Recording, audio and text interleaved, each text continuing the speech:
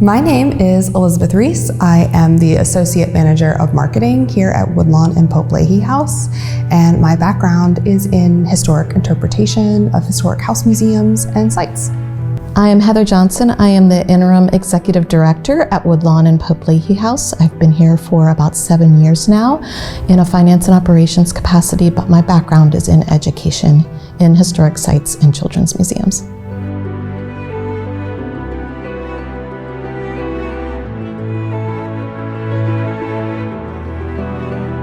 The land that Woodlawn sits on was originally inhabited by the Dogue people, who are the indigenous people to this area.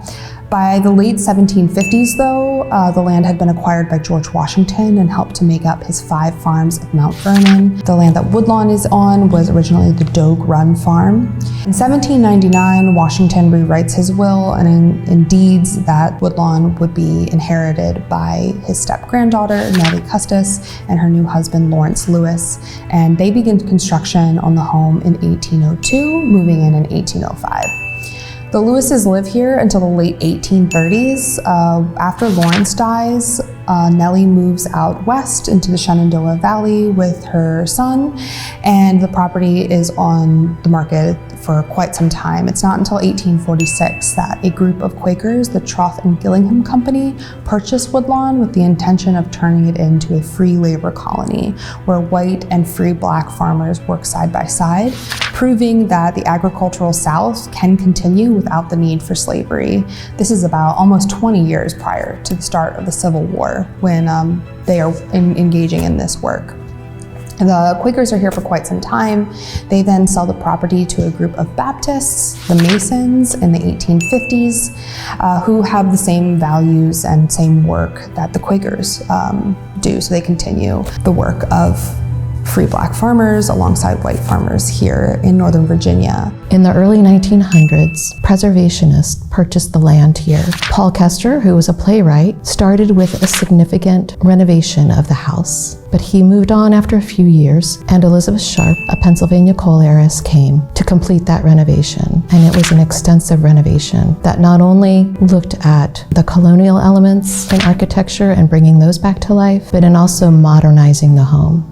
After Elizabeth Sharp was on the property, the house was sold to Oscar and Bertha Underwood. Oscar Underwood was an Alabama senator who, while he had conservative views, was someone who had aspirations to be president. Because he had come out against the Ku Klux Klan, that actually really dispelled all of the aspirations that he had to become president. And when he retired from being senator, he moved here to Woodlawn in the 1920s.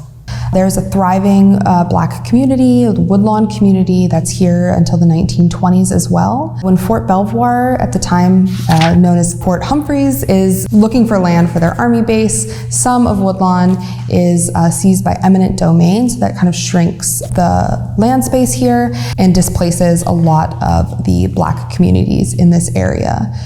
Woodlawn stays under private ownership until the 1950s when the National Trust steps in and purchases the house. Woodlawn becomes the first public site of the National Trust for Historic Preservation and has operated as a historic house museum since the 1950s.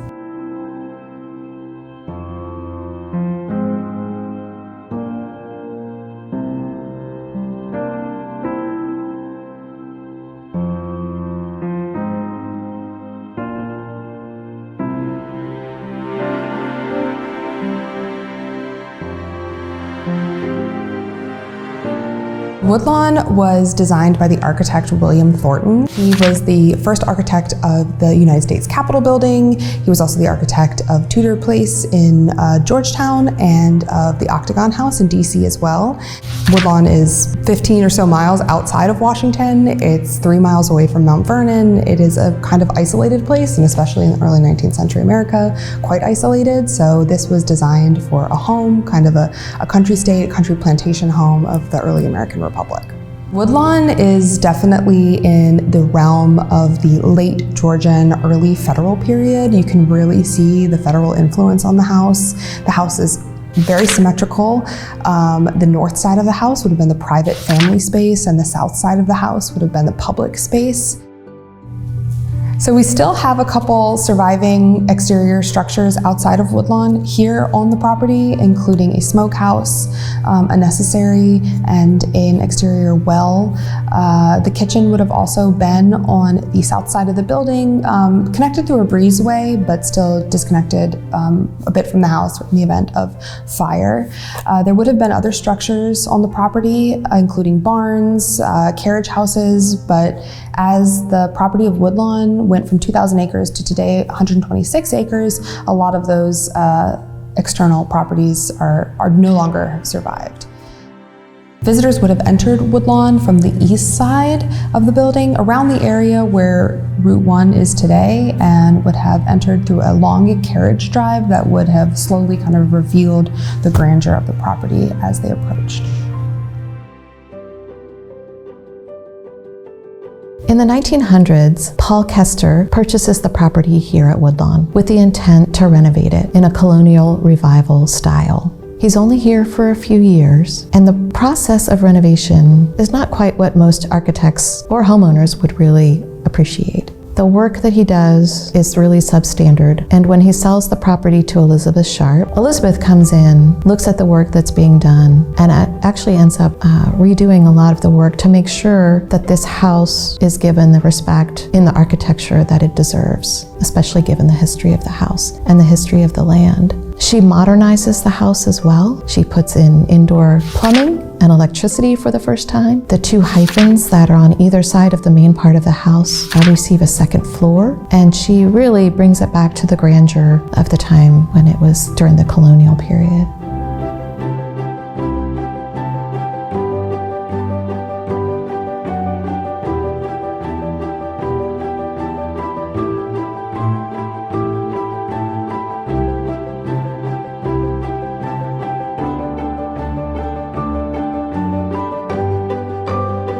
One of the things I find the most intriguing about Woodlawn is that you can really see the separation of public and private spaces in the home. In the private family areas, such as the parlor and the private bedrooms, you won't see very intricate or detailed ornamental pieces on the walls or the fireplaces. You see wooden fireplace mantles, you see simple crown molding, and then in the public spaces like the music room and the dining room that were meant for entertaining and showing to guests, you see marble fireplaces, you see handcrafted plaster crown molding on the ceiling.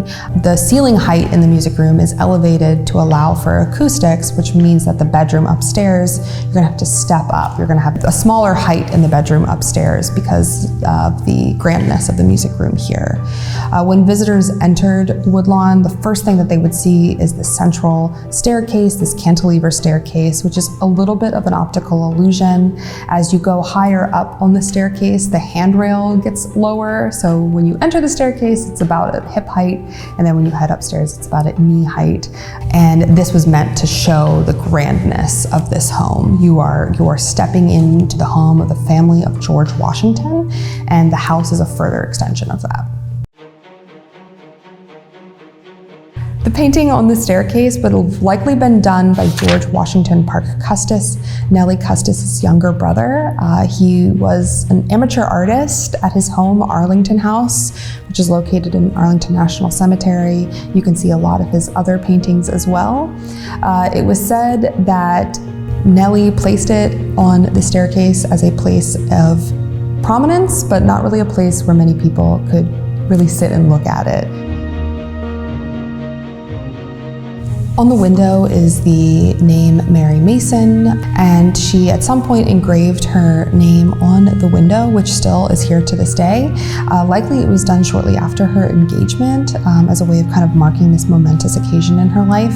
This is something that's pretty common. You can see it in houses of this era of after women get engaged, using the diamond on their ring to etch their name onto the window. Joe Bernston was a craftsman hired to install wallpaper here at Woodlawn during the time of Elizabeth Sharp's ownership. And in 1908, he wrote his name upstairs in pencil to mark his work and his hand in helping to restore this historic home.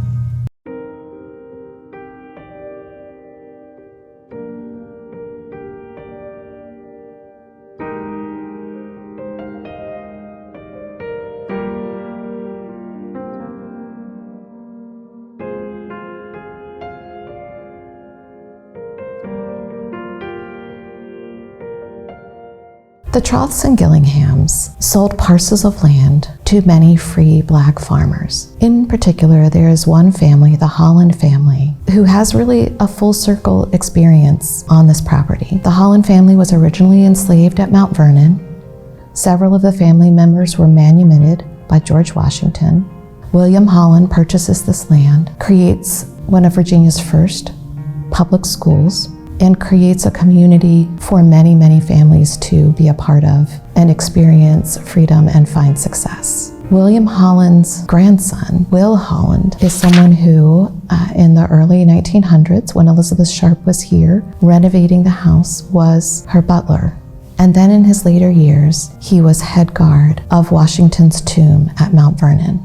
He was there for decades, telling the story of George and Martha Washington, showing them great respect, while also honoring the ancestors of his own family that lived and worked on the land.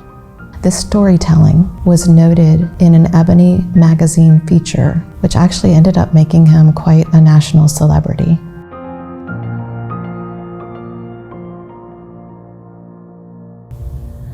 When the house is purchased by the National Trust for Historic Preservation in 1957, it becomes the first site that the National Trust opens to the public.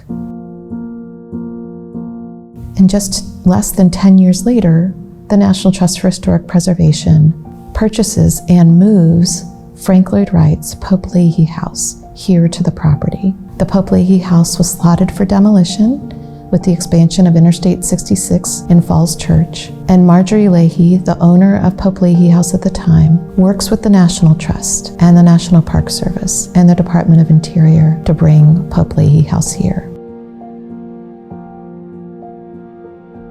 Woodlawn and Pope-leighey House are two very different homes with two very different visions. Woodlawn is a house built in 1805 that is built high on the hill and is 12,000 square feet. Pope-leighey House is a Frank Lloyd Wright Usonian home that was built in 1940 and is only 1,200 square feet. It is not built on the hill, it is built in the hill. We have special programs and tours that we do here at Woodlawn and Pope-leighey House, finding ways to bring those two histories together. One of those programs in particular is called Designing American Living, in which we look at the architectures of both of the houses, the intention behind those architectures, and we look at really what the differences are and the similarities.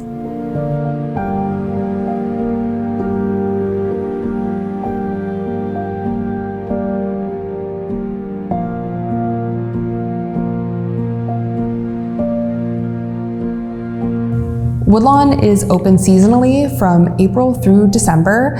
We are open Thursdays through Mondays from 10 a.m. to 4 p.m. with tours on the hour.